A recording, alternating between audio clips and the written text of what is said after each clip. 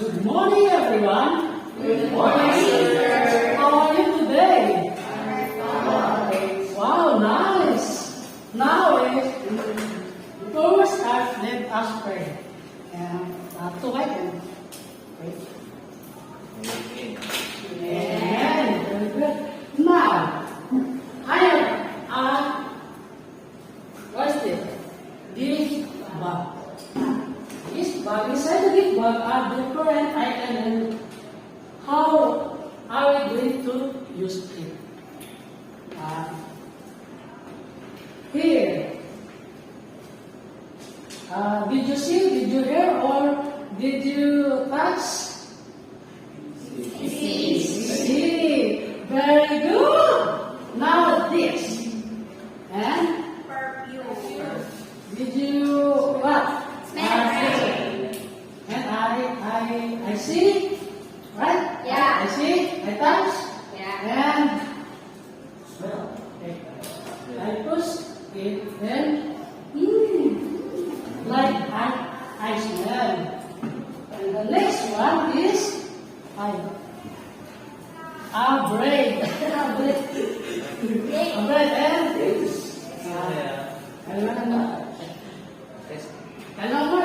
I eat this. And the first one is the cotton. I touch it the cotton and are not hard. It's soft. Okay. Before that, we have a new song. And can we participate with action song? Okay?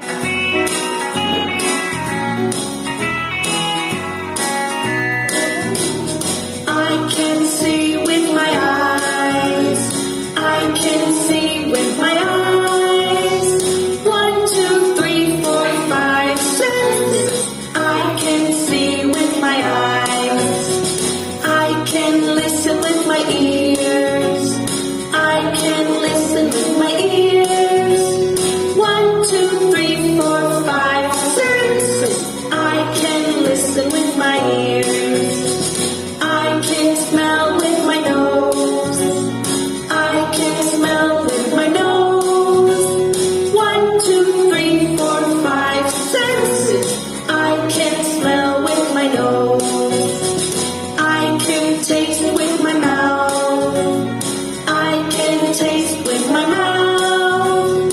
1, 2, 3, 4, 5, 6. I can taste with my mouth. I can touch with my hands. I can touch with my hands. 1, 2, 3, 4, 5, 6. I can touch with my hands.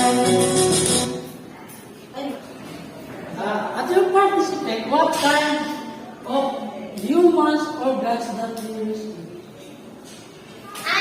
Okay. Okay. Jolly? Eyes. Very good. Yes, Raymond? No. Wow, nice. And wow, very good. And ears. Wow, nice. And 5, 6, right? And what? Nose. Okay. Our objectives is identify the 5 humans of organs and give the main function of each organs. Okay? What is the human sense organs? Can we read to what? What's the unit of the eyes, ears, nose, tongue, and skin are an important part of our body. Proper ways of clearing out these organs are important. Wow, nice! The human sense organs is with eyes, ears, nose, tongue, and skin. And what is eyes? The eyes are used for seeing or sight. We can see with our eyes. We can tell the size, shape and color of things because of our eyes. Some are not Filipino or other kinds of Filipino. The eyes are blue or brown, black. Yeah. And next one is nose. Nose. What is nose? Vince, can you read? Nose is used for smelling. We smell with our nose. We can tell better with using our nose. The nose are stimulated by perfume, coffee, decaying trash, burning paper, and etc. Yeah, thank you so much. A nose is for smelling. But you can use a perfume or you walk on the sidewalk, you smell the trash. Like, yeah, that's the use of nose. And tongue. What is tongue? Jolene, can you read, please? Tongue is used for tasting. We taste with our tongue. We can tell if the food is sweet, sour, spicy, salty, or bitter. Thank you so much. Tongue is used for taste. Yeah, tasting. Ears. What is ears? Ears are used for hearing. And we can hear with our ears. We can tell we identify the sounds around, like at the wake of prayer, right? You hear the speaker, yeah, right? About what lesson that you get in week of prayer. Clarice, please. Okay. Clarice is busy, and I say you, sir. Week of prayer, listen. What is your yung nakong listen sa week of prayer? My takeaways are that if kids realize have problems, we must come to our church we must rest. Wow, very good. Nice. Listening and no sport? Smelling. Nice. And skin or touch with? For? Touch. Nice. Eyes. Very good. Nice. Chris, trigger. What? The vehicle is noisy. I hear with my ears. Nice. Very good. And then 1, 2, 3. And Miss, the right good. Ano pa? Miss Ryan. Like this. My classmate programs, I smell with my. Wow, nice. I smell with nose. And can we start our next? Okay. Last is she gives me activity with the taste with my tongue. Nice. Very good, Lila. One thing. 1, 2, 3. Nice. Now, do you understand about the human sense? Right? Okay. Now is I have a group activity. Group activity, we will have a group activity. I will divide into 2 groups. I count 1 and 2. Each group will have a leader, secretary, and reporter. I will give you 5 minutes to do with your activity. Okay, this is your activity. I draw your activity. And group 1 and group 2. Okay, this is for okay. Group 1 and group 2. After you doing this activity, can we in front of this for explaining, right, our presenting. Thank you so much. Okay, this is group. This is the group 1. I told you. Group 1 is for first activity. Okay. In group 2. Group 2 is we have this is can we put and I will give you a sticker.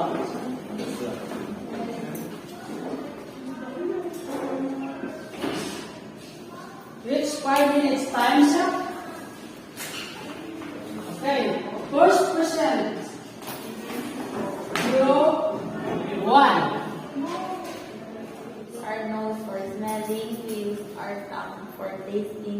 We use our ears for hearing and we use our hands for touching. Very good. Can you clap? Good clap. Good clap. 1, 2, 3, go. Good job. Okay. Please group 2.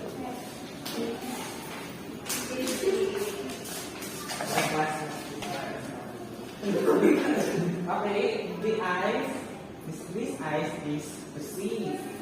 This nose is to smell. Taste. And the ears is used to hear. And the hands is used to touch. Wow. Good job. Good job. Good job. Nice. Do you understand? Yes. Yeah. The eyes is for what? For see. And the nose for what? Smell. And the ears for what? Ears or listen. And the tongue is for what? Taste. Very good. Now we have our and according to Psalms 139 says, and please read all together. I praise you because I am carefully and wonderfully made. Nice. Very good. Alright.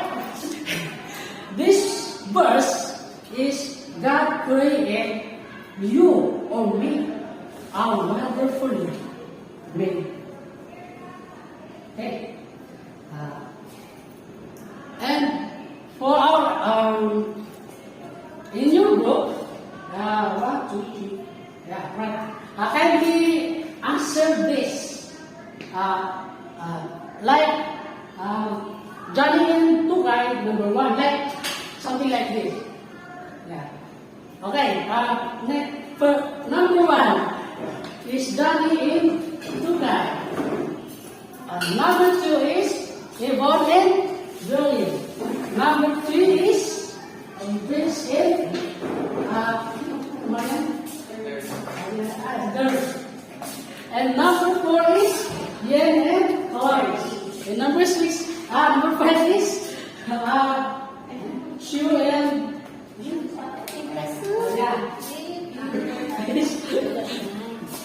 Anong number namin, Sir Ravel? 4.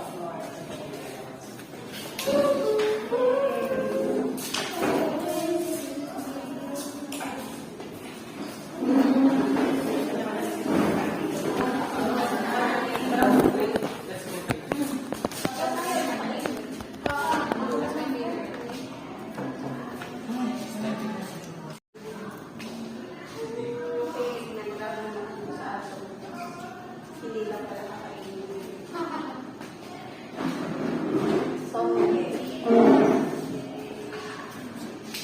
I can hear with my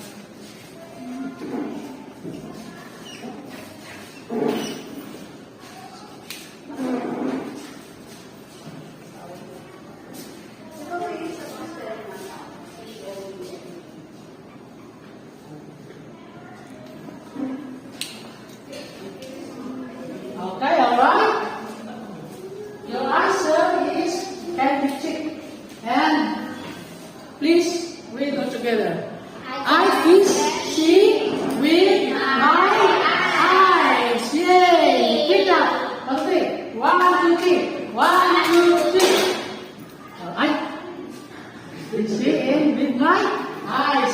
This is I can touch with my hands.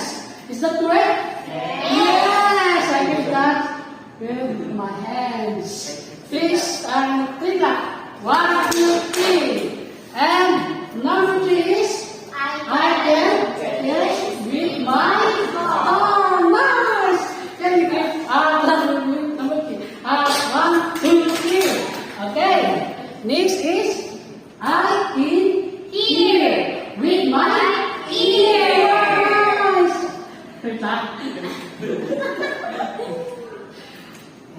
you clap this? Kung sinong nag-act sila, Say sila. Okay, 1, 2, 3. 1, 2, 3. And the next one, the last one is I can cheer with my nose. Yay! Everybody claps. 1, 2, 3. Now, your word have a good job.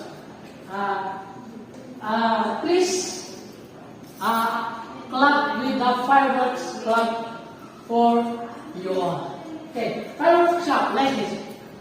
Boom! Right? I love it. 1, 2, 3, fireworks clap. Boom!